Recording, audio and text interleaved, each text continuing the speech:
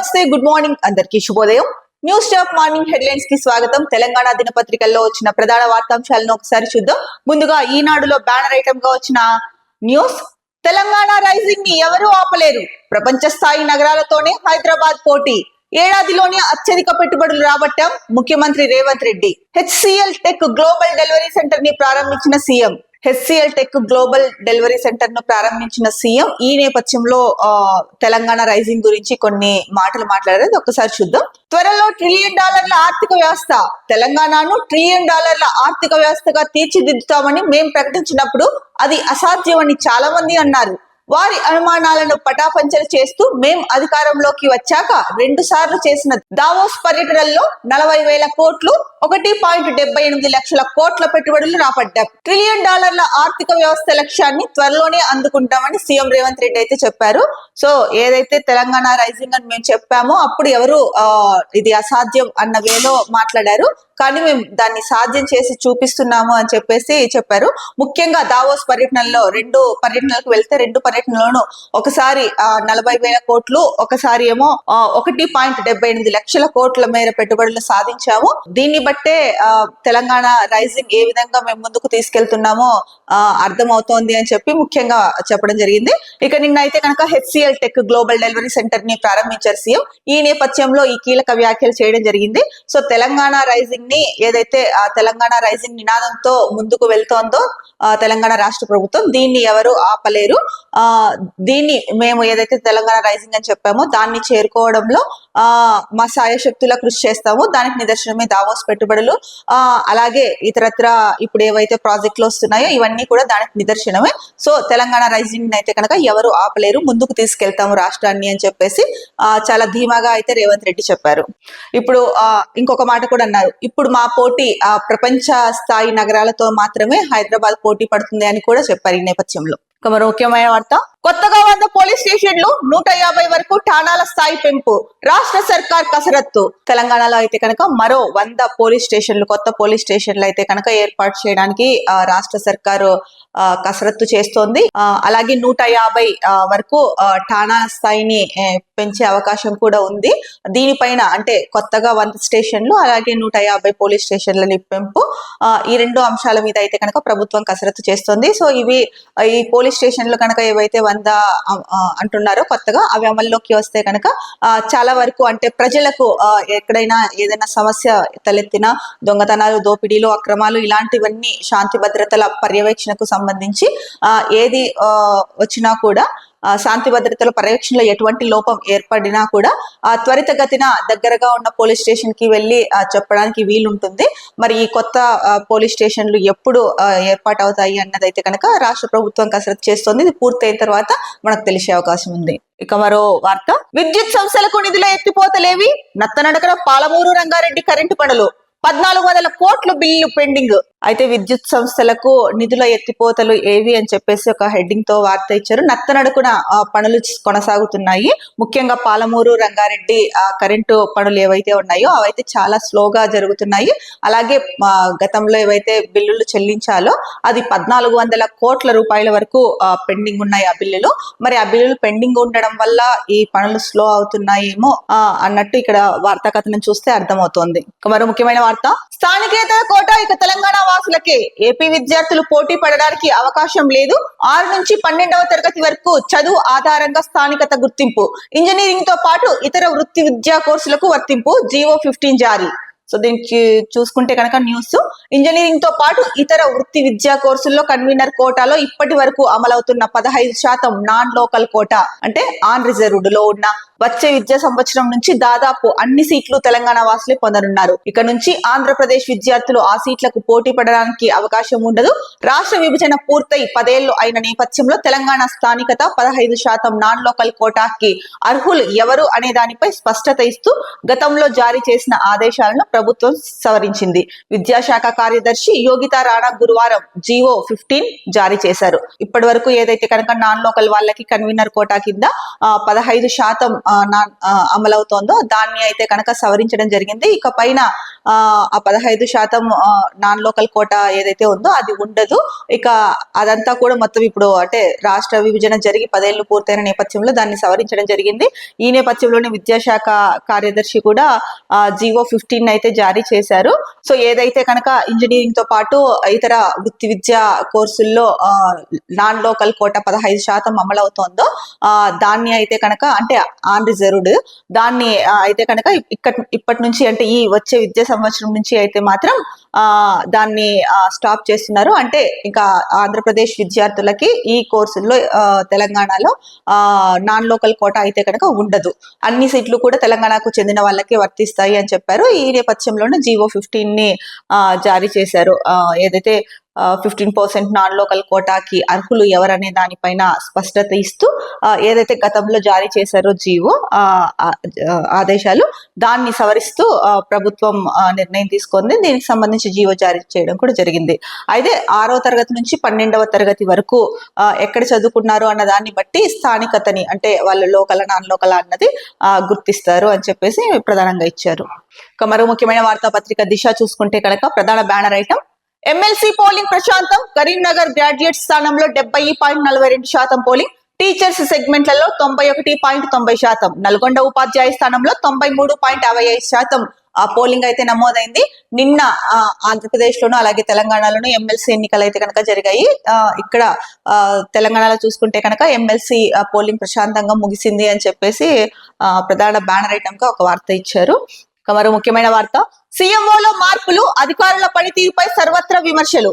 Files clearance లో కొత్తగా వివాదాలు, మంత్రులకు తెలియకుండానే వారి శాఖలపై సమీక్షలు. సదరు అధికారులపై మినిస్టర్లు గుర్రు, వారి తీరుపై సీఎంఓకు ఫిర్యాదు.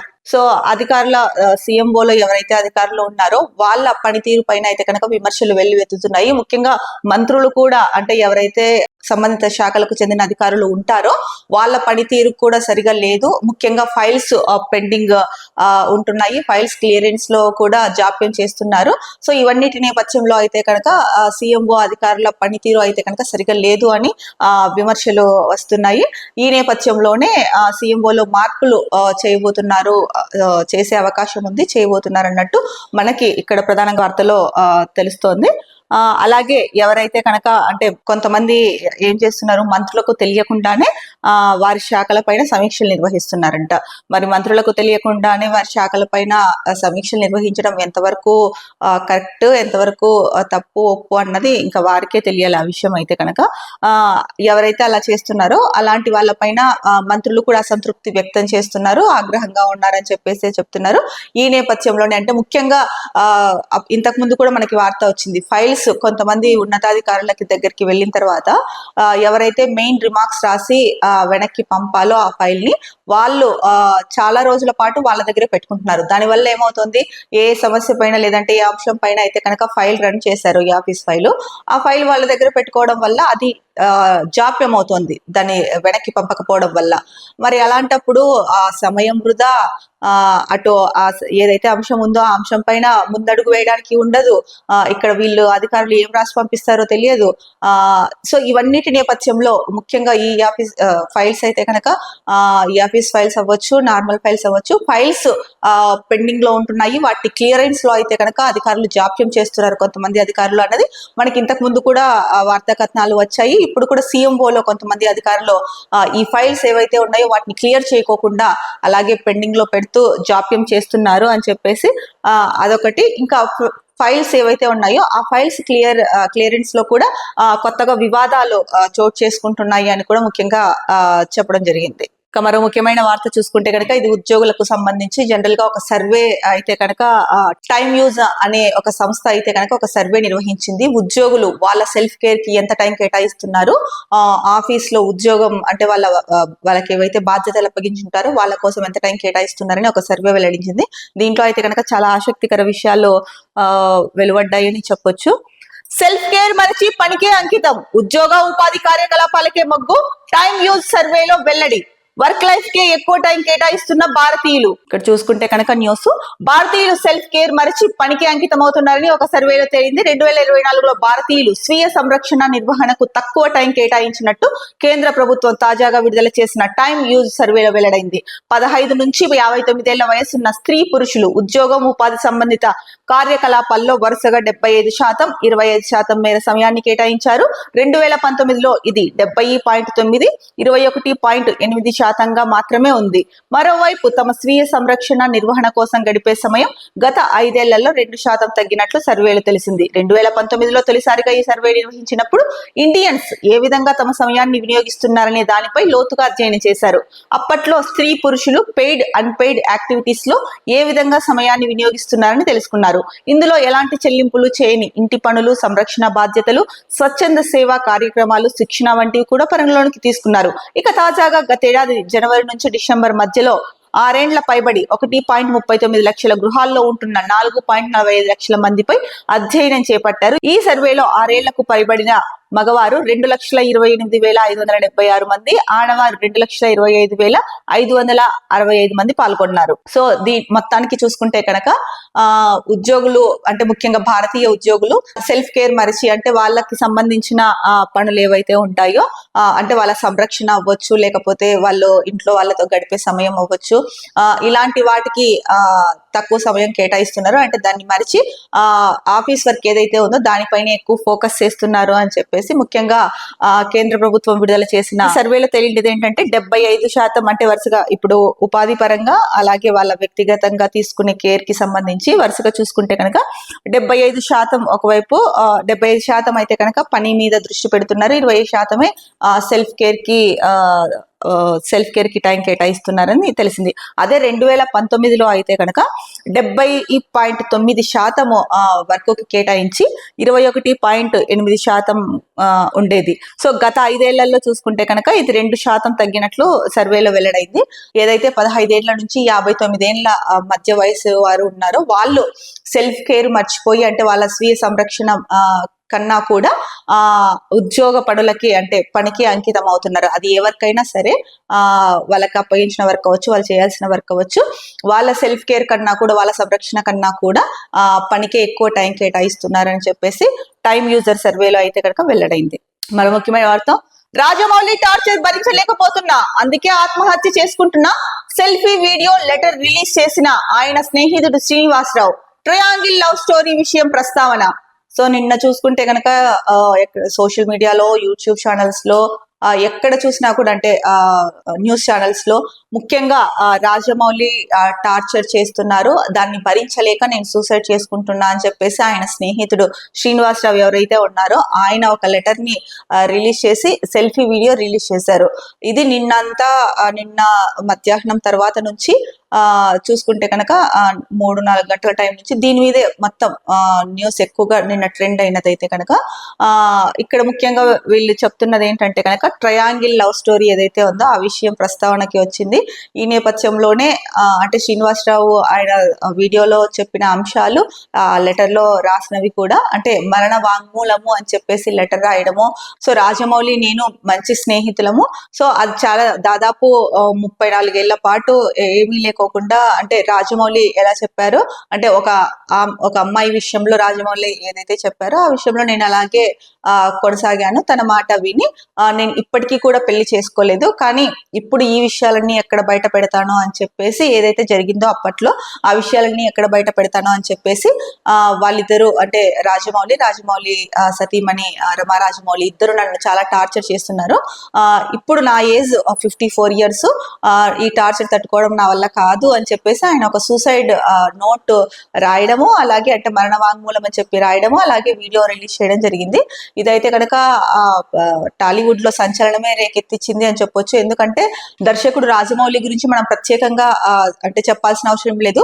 తెలుగు సినిమాను ప్రపంచవ్యాప్తంగా తీసుకెళ్లిన డైరెక్టర్ ఎవరు అంటే రాజమౌళి అనేసి చిన్న పిల్లాడితో సహా చెప్పేస్తాడు. అలాంటి రాజమౌళి తన స్నేహితుడి విషయంలో ఇలా చేశారా అని చెప్పేసి కొంతమంది ఆశ్చర్యపోతున్నారు, కొంతమంది సో ఇప్పుడు అంటే ఇన్నేళ్ళు ఉండి ఇప్పుడు బయటకు ఎందుకు వచ్చారు అన్న క్వశ్చన్ కూడా వినిపిస్తోంది. అయితే అదే తన స్నేహితుడు చెప్పింది, ఇన్నేళ్ళు దీని గురించి ఏం బయటకి రాలేదు, ఇప్పుడు నేను ఎక్కడ ఈ విషయాలు బయట పెడతాను అని చెప్పేసి నన్ను టార్చర్ చేస్తున్నారు అని చెప్పేసి శ్రీనివాసరావు అయితే చెప్తున్నారు. మరి దీనిపైన రాజమౌళి స్పందన ఏంటి, రమారాజమౌళి స్పందన ఏంటి, టాలీవుడ్ ఎలా స్పందిస్తుంది, అలాగే ఈయన మరణ వాంగ్మూలం అని అయితే ఇచ్చారు, మరి మా అసోసియేషన్ ఏం చేస్తుంది, ఇవన్నీ అయితే కనుక ఇంకా పూర్తిగా స్పష్టంగా తెలియాల్సిన అవసరం అయితే కనుక ఉంది. 100 కోట్లతో పరార్, చిట్టీల పేరిట హైదరాబాద్ లో ఘరానా మోసం, సుమారు 1000 మంది బాధితులు, నిందితుడి ఇంటి ఎదుట ఆందోళన. చిట్టీల పేరుతో అయితే కనుక హైదరాబాద్ లో భారీ మోసమే జరిగింది. 100 కోట్లతో ఎవరైతే చిట్టీలు వేయిస్తున్నాడో ఆ వ్యక్తి 100 కోట్లు తీసుకొని పారిపోయాడంట. సుమారు 1000 మంది బాధితులు ఈ చిట్టి వేసిన వాళ్ళల్లో ఉన్నారు. వాళ్ళంతా నిందితుడు ఎవరైతే ఉన్నారో ఆ నిందితుడి ఇంటి దగ్గర ఆందోళన చేపట్టారు. మనం గతంలో చూసుకుంటే చిట్టీల పేరుతో చాలా మంది ప్రజలను మోసం చేశారు. అప్పటి నుంచి చిట్టీలు కట్టడం అయితే తగ్గించారు.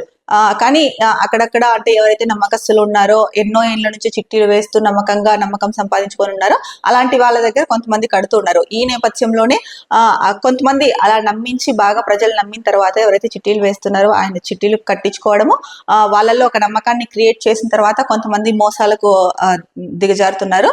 ఇది కూడా ఆ కోవలోకి వస్తుంది. ఎందుకంటే 100 కోట్లతో అంటే అది మామూలు విషయం కాదు. 100 కోట్లు అన్నది నెల నెల చిట్టి కట్టుకొని ఒక అమౌంట్ వస్తుంది, ఒక సంవత్సరానికి చిట్టి పూర్తయిపోయే లోపు అని చెప్పేసి నెల వాళ్ళు తినకపోయినా ఎట్లా ఉన్నా చిట్టికి అయితే అమౌంట్ కట్టేస్తారు. ఇప్పుడు ఆ అమౌంట్ తో 100 కోట్ల అందరి దగ్గర సుమారు 1000 మంది బాధితులు అని చెప్పి ఇక్కడ ఇచ్చారు. మరి 1000 మంది దగ్గర అంత డబ్బు తీసుకొని పారిపోయాడు అంటే ఆ 1000 మంది ఎన్ని ఆశలు పెట్టుకొని, అంటే వాళ్ళ అవసరాలు అవ్వచ్చు, లేకపోతే ఇల్లు కొనుగోలు అవ్వచ్చు, లేదా పెళ్లిళ్ళకి అవ్వచ్చు, చదువులకు అవ్వచ్చు, రకరకాలుగా వాళ్ళు కూడబెట్టుకోవాలి డబ్బులు అని చెప్పేసి చిట్టి కడితే ఒక మొత్తంలో ఒకేసారి అమౌంట్ వస్తుంది, దాంతో ఒక పని ఏదైనా చేయొచ్చు అన్న ఉద్దేశంతో చిట్టీలు వేసుకుంటారు. ఈ నేపథ్యంలో ఇట్లా మోసం చేసేసి నమ్మించి చిట్టీలు వేయించిన తర్వాత మోసం చేసేసి వెళ్ళిపోతే దీనికి ఎవరిని నిందించాలి? ఇప్పుడు ప్రజలు ఎవరైనా సరే అండి కొంత అమౌంట్ సేవ్ చేసుకుందామని చెప్పేసి ఆ ఉద్దేశంలోనే ఉంటారు. చాలా వరకు ఎన్ని అంటే ఇప్పుడు ఇన్వెస్ట్మెంట్ పెట్టడానికి షేర్ మార్కెట్లు వీటిపైన అందరికీ అవగాహన ఉండదు. అసలు చాలా మంది పెద్దవాళ్ళకే దీనిపైన అవగాహన ఉండదు.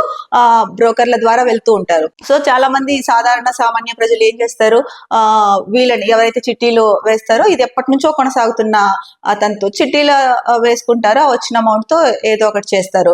మరి ఈ నేపథ్యంలో ఇలా మోసం చేయడం అయితే కనుక ఇది చాలా పెద్ద తప్పు. మరి నిందితుడు ఎక్కడున్నా సరే పోలీసులు అయితే కనుక అతన్ని పట్టుకొని ఎవరైతే 1000 మంది బాధితులు ఉన్నారో వాళ్ళకి న్యాయం చేయాల్సిన అవసరం అయితే కనుక ఉంది. మరో ముఖ్యమైన వార్తాపత్రిక చూసుకుంటే వెలుగులో ప్రధాన బ్యానర్ ఐటమ్, ఇక్కడి సొమ్ముతో దుబాయ్ లో దందా, లీడర్లు, సినీ ఇతర ప్రముఖుల పెట్టుబడులకు అడ్డగా కేదార్నాథ్ అనుమానాస్పద మృతితో బయటకొస్తున్న బాగోతాలు, 10 ఏళ్లలో రాష్ట్రంలో భూములు, మైనింగ్ కాంట్రాక్టులు, ఇతర మార్గాల్లో వేల కోట్ల సంపాదన, ఆ సొమ్మంతా హవాలా, క్రిప్టో కరెన్సీ రూపంలో దుబాయ్ కి తరలింపు, అక్కడ రియల్ ఎస్టేట్, హోటల్స్, చమురు, గోల్డ్ బిజినెస్ లో ఇన్వెస్ట్మెంట్, ఉత్తర తెలంగాణ నుంచి గల్ఫ్ లో 10 మంది కీలక నేతల వ్యాపారాలు, నెలలో కనీసం 4-5 సార్లు దుబాయ్ కి చక్కర్లు, బినామీలు, బ్రోకర్లతో నెట్వర్క్, ఆర్థిక అవకతవకలపై ED IT focus. So Kedar ఎవరైతే కనుక నిర్మాత కేదార్ ఆకస్మిక మృతి చెందారో, ఆయన మృతి చెందిన తర్వాత ఆయన డ్రగ్స్ లో కూడా నిందితుడు. ఆయన ఆకస్మిక మరణంతో అయితే కనుక సినీ ప్రముఖులు ఎవరైతే ఉన్నారో, హీరోలు అవ్వచ్చు, కొంతమంది దర్శకులు, అలాగే నిర్మాతలు, వాళ్ళల్లో అయితే కనుక ఒకలాంటి గుబులు మొదలైంది. ఎందుకంటే ఆయన్ని నమ్మి ఆయనకి పెట్టుబడులు పెట్టడానికి ఇచ్చేశారు. సో ఆయన ఎక్కడ పెట్టుబడి పెట్టారో అంటే ఆ అమౌంట్ అంతా వీళ్ళు ఇచ్చినది, ఆ వివరాలు ఏవి వీళ్ళకి తెలియవంట. నిన్న వచ్చిన వార్తా కథనం ప్రకారం అయితే వీళ్ళకి తెలియవంట. మరి ఇప్పుడేమో ఆయన ఆకస్మికంగా చనిపోయారు, అవన్నీ ఎక్కడ పెట్టారో తెలియక చాలా గందరగోళ పరిస్థితుల్లో అంటే వేల కోట్లు, 100 కోట్లు పెట్టిన వాళ్ళు ఉన్నారు. ఏం చేయాలో దిక్కుతోచని పరిస్థితి అయితే కనుక ఏర్పడింది సినీ ప్రముఖుల్లో కొంతమందిలో. దీనికి సంబంధించి ఇక్కడ న్యూస్ ఇచ్చారు ఏంటంటే కనుక ఇక్కడ సంపాదించేసి దుబాయ్ లో దందా నడుపుతున్నారు. ముఖ్యంగా లీడర్లు, సినీ, ఇతర ప్రముఖులు పెట్టుబడులకు అడ్డాగా యుఏఈ మారింది. సో కేదార్ అనుమానాస్పద మృతి చెందాడు. ఈ నేపథ్యంలోనే ఇవన్నీ కూడా బయటకు వస్తున్నాయి అని చెప్పేసి ఇచ్చారు.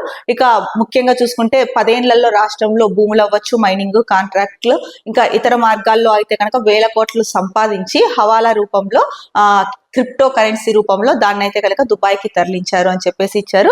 ఇక ఉత్తర తెలంగాణ నుంచి అయితే కనుక 10 మంది, అంటే గల్ఫ్ లో 10 మంది కీలక నేతలు వ్యాపారాలు ఉన్నాయని కూడా ఈ వార్తలో ఇచ్చారు.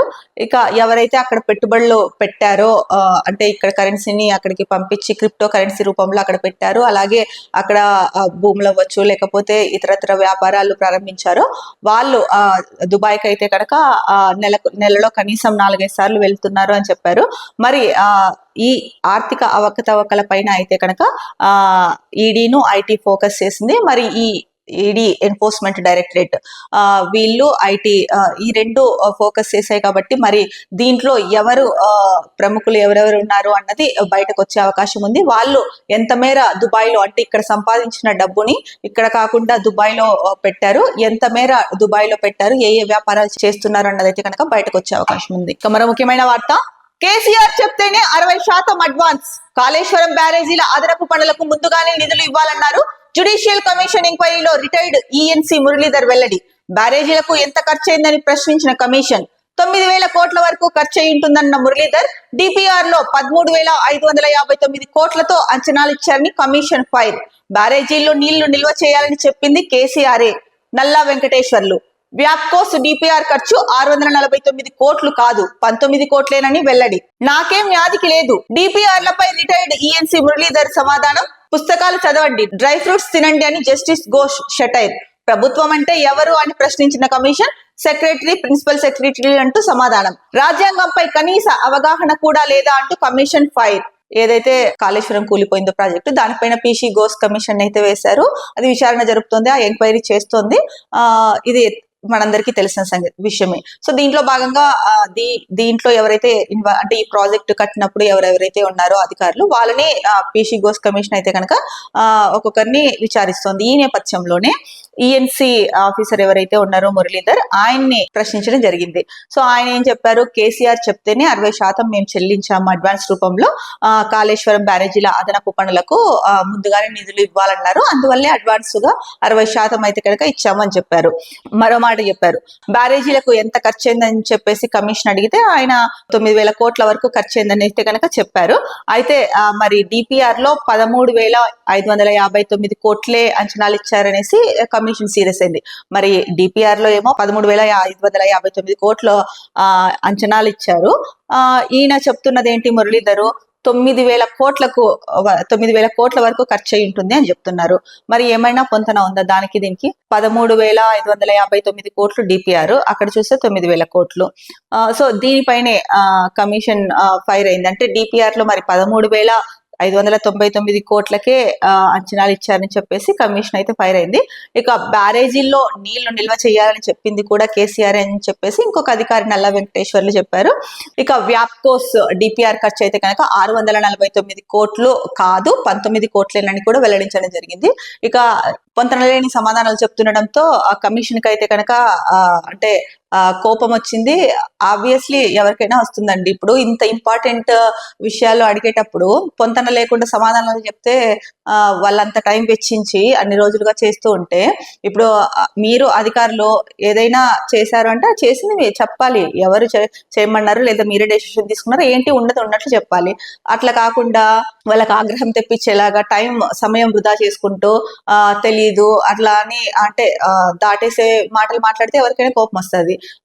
ఏది అడిగినా కూడా ఏనంట నాకేం యాదికి లేదు అని చెప్తున్నారు, అంటే నాకు ఏం గుర్తు లేదు అని చెప్తున్నాడు.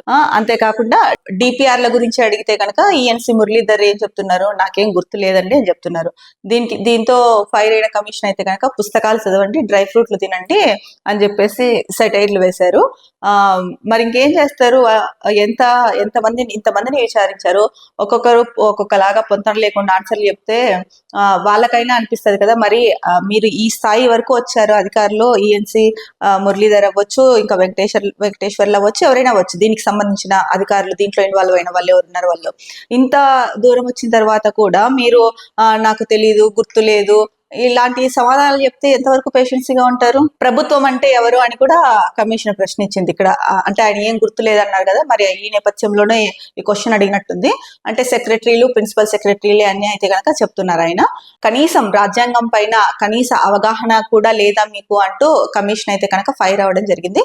ఏదేమైనా కాళేశ్వరంకి సంబంధించి 60% అడ్వాన్స్ గా ఇవ్వమని కేసీఆర్ చెప్పారు, అందుకనే మేము ఇచ్చాము అని చెప్పేసి చెప్పారు. ఇంకా మిగతా విషయాల్లో అయితే కనుక కొన్ని విషయాల్లో ఏవైనా అడుగుతూ ఉంటే నాకు గుర్తు లేదు అని అయితే కనుక మురళీధర్ చెప్పడం జరిగింది.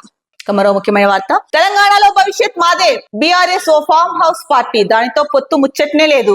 మీడియా చిట్ చాట్ లో కేంద్ర హోంమంత్రి అమిత్ షా వ్యాఖ్యలు. బీఆర్ఎస్ ను ప్రజలే ఖాళీ చేస్తారు, మేం ఖాళీ చేయాల్సిన పని లేదు, దోచుకోవడానికి కొడుకు కూతుర్ని కేసీఆర్ వదిలిండు. రాష్ట్రంలో సంస్థాగతంగా బలపడుతున్నాం, వచ్చే అసెంబ్లీ ఎన్నికల్లో విజయం బీజేపీదే. పార్టీలోని కొత్త నేతలు హద్దులు దాటొద్దు, త్వరలో రాష్ట్ర అధ్యక్షుడు, జాతీయ అధ్యక్షుడు ప్రకటన. తమిళనాడు, పశ్చిమ బెంగాల్లోనూ గెలిపే లక్ష్యంగా పనిచేస్తున్నామని వెల్లడి. బీజేపీలో జనసేన విలీనమయ్యే ప్రసక్తే లేదని వ్యాఖ్య. సో అమిత్ షా అయితే కనుక తెలంగాణలో కూడా ఫ్యూచర్ లో మాదే, తెలంగాణలో భవిష్యత్తు మాదే, ఫ్యూచర్ మాదే అనేసి చాలా ధీమాగా చెప్తున్నారు. జనసేన అయితే కనుక బీజేపీలో విలీనమయ్యే ప్రసక్తే లేదు. ఇక బీఆర్ఎస్ అయితే కనుక ఓ ఫార్మ్ హౌస్ పార్టీ, ప్రజలే బీఆర్ఎస్ ని ఖాళీ చేయిస్తారు, దాంతో ఇంకా ఆ బీఆర్ఎస్ తో పొత్తు ముచ్చట ఎక్కడ ఉంది, ఇంకా పొత్తు ముచ్చటే లేదని చెప్పేసి అమిత్ షా చెప్తున్నారు. ఈ నేపథ్యంలోనే ఈయన ఇంకొక మాట అన్నారు, కేసీఆర్ దోచుకోవడానికి కొడుకుని కూతుర్ని వదిలిండు కదా అని చెప్పేసి అంటున్నారు. ఇక రాష్ట్రంలో అయితే కనుక మేము సంస్థాగతంగా బలపడుతున్నాము, వచ్చే అసెంబ్లీ ఎన్నికల్లో విజయం మాదే అని చెప్పేసి చెప్తున్నారు. చూసుకుంటే గత ఎన్నికల్లో 8 ఎంపీ సీట్లు అయితే కనుక వచ్చాయి బీజేపీకి. మరి ఈ ముఖ్యంగా దక్షిణాది రాష్ట్రాల్లో చూసుకుంటే కనుక ఒక కర్ణాటకలో కొంత ఓకే, కానీ మిగతా రాష్ట్రాల్లో చూసుకుంటే కనుక దక్షిణాది రాష్ట్రాల్లో బీజేపీకి అంత ప్రాబల్యం లేదు, మిగతా పార్టీలకు ఉన్నంత. ఎక్కువగా అయితే కనుక స్థానిక పార్టీల వైపే ఎక్కువగా మొగ్గు చూపుతారు, అలాగే ప్రధాన పార్టీలు ఏవైతే ఉన్నాయో వాటి వైపు మొగ్గు చూపుతారు. సో అలా ఈ నేపథ్యంలోనే ఈయన అంటే బీజేపీకి 8 బీజేపీకి అయితే 8 ఎంపీ సీట్లు వచ్చాయి. మరి 8 ఎంపీ సీట్లు వచ్చినా కూడా తెలంగాణ రాష్ట్రానికి అయితే ఎక్కువగా, ముఖ్యంగా బడ్జెట్ ఉదాహరణ, ఎక్కువగా చేసింది అయితే ఏం లేదు. మరి ఏ ధీమాతో అమిత్ షా గారు మరి ఇలా అంటున్నారో, ఆ 8 సీట్లను చూసి అంటున్నారా, లేకపోతే మరి దేని చూసి అంటున్నారో, కానీ వచ్చే అసెంబ్లీ ఎన్నికల్లో అయితే కనుక తెలంగాణలో మాదే విజయం అని అంటున్నారు. మరి చూడాలి ఆయన మాటలు ఎంతవరకు నిజమవుతాయి అన్నది. అలాగే ఒక్క తెలంగాణలోనే కాదు, ఇప్పుడు ఎలక్షన్స్ జరగబోయే దగ్గరలో, అంటే జరగబోయే రాష్ట్రాలు ఏవైతే ఉన్నాయో, తమిళనాడు అవ్వచ్చు, పశ్చిమ బెంగాల్ అవ్వచ్చు, అక్కడ కూడా గెలిపే లక్ష్యంగా మేము పనిచేస్తున్నామని చెప్పేసి చెప్పారు. ఇక మరో ముఖ్యమైన వార్త చూసుకుంటే కనుక, మమ్మల్ని అడిగి హామీలు ఇచ్చారా తెలంగాణ సీఎం రేవంత్ రెడ్డి? నేనా? కేంద్ర మంత్రి కిషన్ రెడ్డి, నేను ఏ ప్రాజెక్ట్ ని అడ్డుకున్నానో నిరూపించాలి. రేవంత్ రెడ్డి బెదిరింపులకు భయపడ, పాలన చేత కాక ఇష్టం వచ్చినట్లు మాట్లాడుతున్నారు, లేనిది ఉన్నట్లు చెప్పడం అలవాటు అయిపోయిందని ఫైర్. కిషన్ రెడ్డి అయితే కనుక రేవంత్ రెడ్డి పైన ఫైర్ అయ్యారు. నేను ఏ ప్రాజెక్టులని ఆపానో చూపించు, ఏ ప్రాజెక్టులకు నేను అడ్డుపడ్డానో ఒకసారి చూపించు, సో దానికి నేను రెడీగా ఉన్నాను, ఏ ప్రాజెక్ట్ నేను ఆపానో చూపిస్తే కనుక నేను దాన్ని స్వీకరించడానికి రెడీగా ఉన్నానని చెప్పేసి అయితే కనుక కిషన్ రెడ్డి అంటున్నారు. ఇక రేవంత్ రెడ్డి మాటలకు నేనేం భయపడను, ఆయన ప్రభుత్వం అంటే నడిపించడం చేతగాక, పాలన చేతగాక ఇష్టం వచ్చినట్టు మాట్లాడుతున్నాడు, లేనిది ఉన్నట్లు చెప్పడం అలవాటు అయిపోయింది అని అంటున్నారు.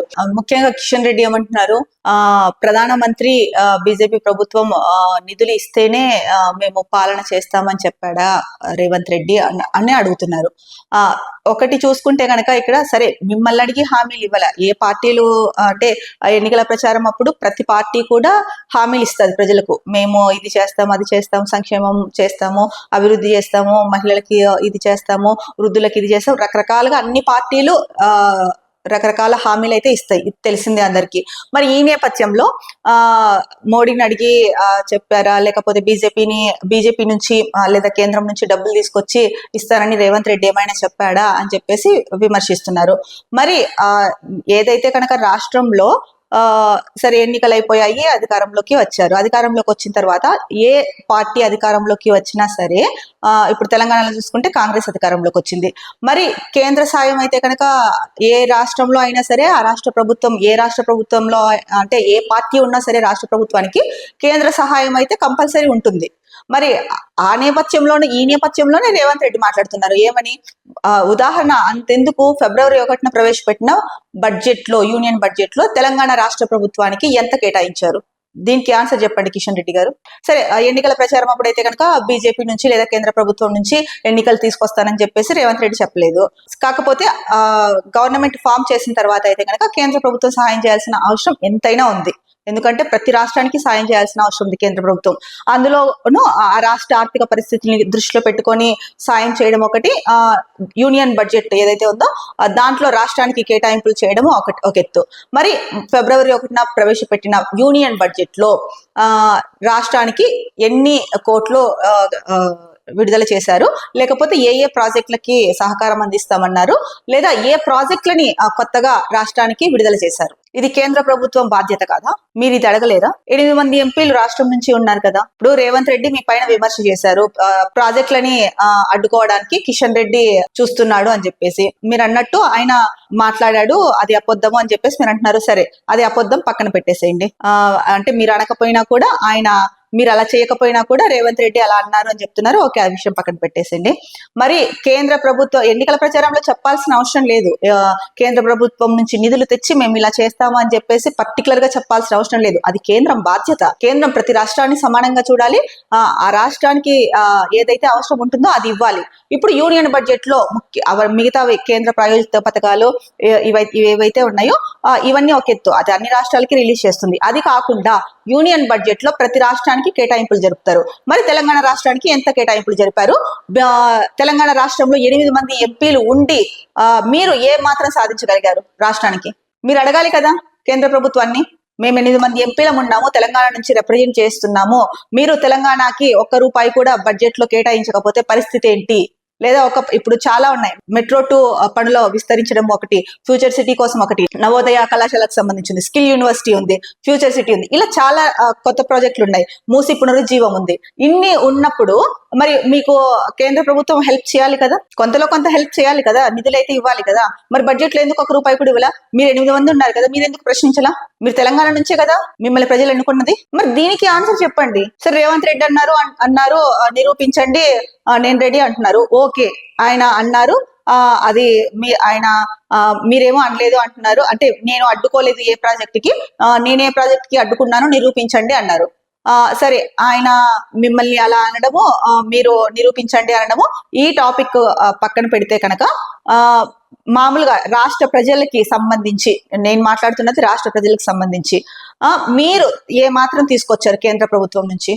మీ పైన కూడా బాధ్యత ఉంది. ఎందుకంటే సెంట్రల్ లో బీజేపీ అధికారంలో ఉంది, ఎన్డీఏ కూటమి అధికారంలో ఉంది. ఎన్డీఏ కూటమిలో ప్రధానంగా బీజేపీ ఉంది.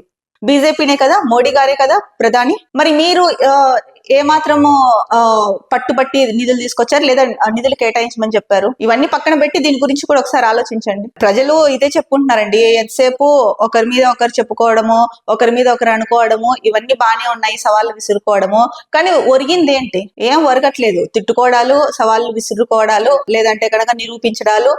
దీనిలాగా మేము గెలిపించింది ఎంపీలను కానీ ఎమ్మెల్యేలను కానీ వీటి కోసం కాదు కదా మేము గెలిపించింది, మా సమస్యలు తీరుస్తారని చెప్పేసి, రాష్ట్రాన్ని అభివృద్ధి చేస్తారని మేము గెలిపిస్తే వీళ్ళు కొట్లాడుకోవడమే సరిపోతుంది అని చెప్పేసి చాలా మంది ప్రజలు ఇదే చర్చించుకుంటున్నారు. ఒక రకంగా విసుగొస్తోంది ప్రజలకి రాజకీయ పార్టీల మీద. మరి దీనిపైన అయితే కనుక ఇటు రాష్ట్ర ప్రభుత్వం ఆలోచించాల్సిన అవసరం ఉంది, ప్రతి రాజకీయ పార్టీ కూడా ఆలోచించాల్సిన అవసరం ఉంది. కిషన్ రెడ్డి లాంటి సీనియర్ నేతలు ఎవరైతే ఉన్నారో వీళ్ళు కూడా ఆలోచించి ఆ పార్టీ నేతలకు అవ్వచ్చు, లేదా కార్యకర్తలకు అవ్వచ్చు, లేదా మీ నుంచి రాష్ట్ర ప్రభుత్వానికి సలహాలు సూచనలు కానీ ఇవన్నీ చేయాల్సిన అవసరం ఎంతైనా ఉంది. రాష్ట్రానికి 40, ఏపీకి 20 టీఎంసీలు, 2 రాష్ట్రాల అవసరాలకు కృష్ణా బోర్డు కేటాయింపులు. ప్రస్తుతం సాగర్, శ్రీశైలంలో అందుబాటులో 60 టీఎంసీలు, నీటిని పొదుపుగా వాడుకోవాలని 2 రాష్ట్రాలకు సూచన. ఏపీకి 16 టీఎంసీలు ఇవ్వాలని తెలంగాణ డిమాండ్. 2 వారాలు కీలకమన్న ఏపీ, 23 టీఎంసీలకు పట్టు. 2 వారాల తర్వాత ఈఎన్సీలు సమావేశం అవ్వాలని సూచన. సో కృష్ణా బోర్డు అయితే కనుక నిన్న మీటింగ్ ఉంటుంది అని చెప్పారు కదా. నిన్న మీటింగ్ లో ఒకటే చెప్పింది. ఇప్పుడు ఏదైతే కనుక 60 టీఎంసీల నీళ్లు అందుబాటులో ఉన్నాయో సాగరు, అలాగే శ్రీశైలంలో అందుబాటులో ఉన్న 60 టీఎంసీలు ఏదైతే ఉందో దీంట్లో 40 టీఎంసీలు తెలంగాణకి, 20 టీఎంసీలు ఏపీకి అని చెప్పింది. సో తెలంగాణ ఏమంటుంది, 20 టీఎంసీలు కాదు 16 టీఎంసీలే ఇవ్వండి ఏపీకి అని చెప్తుంది, డిమాండ్ చేస్తుంది. ఇంకొక వైపు ఏపీ ఏమంటుంది, సో ఇప్పుడు 2 వారాలు చాలా కీలకము, మాకు 23 టీఎంసీలు ఇవ్వండి అని చెప్పేసి పట్టుబట్టింది. సో ఈ నేపథ్యంలో కృష్ణా బోర్డు అయితే కనుక ఒకటే చెప్పింది, 2 వారాల తర్వాత ఈఎన్సీలు మళ్ళీ సమావేశం అవ్వాలని అయితే సూచించింది. మరి ఈ 2 వారాల తర్వాత ఏదైతే తెలంగాణ కోరినట్టు కుదిస్తారా, ఏపీ కోరినట్టు పెంచుతారా అన్నదైతే కనుక అప్పుడు తెలుస్తుంది. మరో ముఖ్యమైన వార్తాపత్రిక నమస్తే తెలంగాణ. బీఆర్ఎస్ ఒత్తిడి, సర్కార్ తడబడి, ప్రమాదంపై పరిహాసమా, కార్మికుల్ని కాపాడకుండా సీఎం మంత్రులు టూర్లలో బిజీ, మంత్రులు పొద్దుగాలొస్తున్నారు సాయంత్రం పోతున్నారు, రెస్క్యూ పై ఒక నిర్ణయం తీసుకోవడానికి 6 రోజుల, ఢిల్లీకి చక్కర్లు కొట్టే రేవంత్ కు సమీక్షించే సమయం లేదా, ఎన్డీఆర్ఎఫ్ బృందాల కృషిని అభినందిస్తున్నాం హరీష్ రావు, ఎస్ఎల్బీసీ టన్నెల్ ను పరిశీలించిన బీఆర్ఎస్ బృందం, 6 రోజులకు మొదలైన ఆపరేషన్, బీఆర్ఎస్ నేతల పర్యటనతో తగిలిన సెగ, కాలయాపన వదిలి కదిలిన ప్రభుత్వం, ఎట్టకేలకు సహాయక చర్యలు వేగవంతం, రెస్క్యూ బృందాలకే పూర్తి నిర్ణయాధికారం, టీజీఎం మిషన్ కటింగ్ పనుల్లో టీంలు బురదను బయటకు తీస్తూ ముందుకు, భారీ పంపులతో టన్నెల్లో నీటి తోడివేత, ఆవేదనతో సొంత రాష్ట్రానికి కార్మికులు. సో బీఆర్ఎస్ ఒత్తిడి చేయడం వల్లే సర్కారు తడబడి రెస్క్యూ టీం ఏదైతే కనుక 8 మంది చిక్కుకుపోయారో ఎస్ఎల్బీసీ టన్నెల్లో, ఆ పనులు అయితే కనుక వేగవంతం చేశారు, ఒక అడుగు ముందుకు వేశారని చెప్తున్నారు. కానీ ఇక్కడ రాజకీయాలు మాట్లాడాల్సిన ప్రతి ఒక్క రాజకీయ పార్టీ గుర్తు పెట్టుకోవాల్సింది ఏంటంటే, రాష్ట్ర ప్రభుత్వం మీద బురద చల్లుతూ లేకపోతే రాజకీయ పార్టీలు ఒకరికొకరు బురద చల్లుకుంటూ మాట్లాడే సమయం కాదు ఇది. ఎందుకంటే ఇది చాలా సున్నితమైన అంశం. అక్కడ 8 మంది ప్రాణాలు లోపల ఉండి వాళ్ళ కుటుంబ సభ్యులు, రాష్ట్రంలోని ప్రజలు కంగారు పడతా ఉంటే అక్కడికి వెళ్ళి కూడా రాజకీయాలు చేస్తామంటే ఎవరు ఊరికనే ఉంటారు? ఇప్పుడు బీఆర్ఎస్ ఏమీ చిన్న పార్టీ కాదు, బీఆర్ఎస్ పెద్ద పార్టీ, 10 ఏళ్ళు అధికారంలో ఉన్న పార్టీ. ఇలాంటి మాటలు ఎలా మాట్లాడతారు హరీష్ రావు అయినా కూడా? ఇక్కడ సంయమనం పాటించాలి ప్రతి ఒక్కరు. ఇట్లాంటి సున్నితమైన అంశాల్లో ఎలా మాట్లాడాలో కూడా సీనియర్స్ కి తెలియకపోతే ఏమనాలి? ఇప్పుడు మనం రోజు చూసుకుంటున్నాం, ఈ 8 మంది ఎప్పుడైతే ప్రమాదం జరిగి 42 మంది బయటకు వచ్చి 8 మంది చిక్కుకుపోయారో ఆ సమయం నుంచి రెస్క్యూ టీం ఆ రోజు నైట్ వచ్చింది. ఆ తర్వాత అంటే ఆ రెస్క్యూ టీం కి తోడుగా ఏవైతే మిగతా రెస్క్యూ టీమ్స్ ఉన్నాయో, ఏవేవైతే కనుక ఉన్నాయో వాటన్నిటిని రంగంలోకి దింపారు ప్రభుత్వం. ఒకవైపు రేవంత్ రెడ్డి సమీక్షిస్తున్నారు. ఇక్కడి నుంచి ఈ వార్తలు ప్రతిరోజు మనం న్యూస్ లో చూస్తూ ఉన్నాము. మరి ప్రతిరోజు న్యూస్ లో చూస్తూ ఉన్నప్పుడు సీఎం సమీక్షించలేదు అని చెప్పేసి ఇక్కడైతే మరి వార్త ఇచ్చారు. ఎందుకు ఇలా రాశారు అన్నది కూడా వాళ్ళకే తెలియాలి. సమీక్షిస్తున్నారు, 2 మంత్రులు అక్కడే ఉన్నారు, అక్కడే ఉండి సహాయక చర్యలు ఎలా చేస్తున్నారు అని కూడా పర్యవేక్షిస్తున్నారు. ఇంకొకటి, ఏదైతే కనుక రెస్క్యూ టీం లోపల దాకా వెళ్ళి 40 మీటర్ల దూరంలో ఆగిపోయిందో అక్కడి నుంచి ముందుకు వెళ్లే ఆస్కారం లేదు. ఎందుకంటే నీటి ఊట ఎక్కువ ఊరడము, బురదతో కూరుకుపోవడము, మట్టి ఎక్కువ పేరుకుపోవడము. సో దేన్ని కదిపినా కూడా మొదటికే మోసం అన్నట్టు టన్నెల్ ప్రకంపిస్తుందేమో, కంపనలు వస్తాయేమో అని చెప్పేసి వాళ్ళు అక్కడ ఆగిపోయి ఏం చేయాలి అని ఆలోచిస్తున్నప్పుడు కూడా ఇంకా వేరే మార్గం ఏదైనా ఉందేమో, వేరే వైపు నుంచి తవ్వకాలు తవ్వచ్చా అని చెప్పేసి సీఎం చెప్పారు. ఇది కూడా మనం వార్తా కథనాల్లో చూసాము. మరి ఇంత అంటే ప్రభుత్వం నుంచి అయితే కనుక వాళ్ళు చేయాల్సినవి చేస్తూ ఉన్నారు. చేస్తున్నప్పటికీ కూడా ప్రతిపక్ష పార్టీలు ఏదో విమర్శించాలి కదా అని చెప్పేసి విమర్శించడం అయితే కనుక ఏమాత్రం కరెక్ట్ కాదు అని చెప్పేసి ప్రజలైతే తీవ్రంగా చర్చించుకుంటున్నారు. ఎందుకంటే ఒకరు కాదు, 2 కాదు, 8 మంది ప్రాణాలు లోపల ఉన్నప్పుడు అక్కడికి వెళ్ళి కూడా రాజకీయాలు మాట్లాడడం ఏంటి ఇంత సున్నితమైన అంశం పైన అని చెప్పేసి. మరి అందరూ సీనియర్లే, సీనియర్ నాయకులే, అందరూ అన్ని సీనియర్ పార్టీలే. మరి ఇది మీ విచక్షణకే వదిలేస్తున్నాము, ఇది మీరే చూసుకోవాల్సిన, అంటే మీ విచక్షణతో మీరు మాట్లాడాల్సిన అంశం అని చెప్పేసి ప్రజలైతే అంటూ ఉన్నారు. ఇది తెలంగాణకు సంబంధించిన వార్తాపత్రికల్లో వచ్చిన ప్రధాన వార్తాంశాలు. రేపటి న్యూస్ టాప్ మార్నింగ్ హెడ్లైన్స్ లో మళ్ళీ కలుద్దాం. అంతవరకు సెలవు, నమస్కారం. Be happy, stay strong, stay healthy.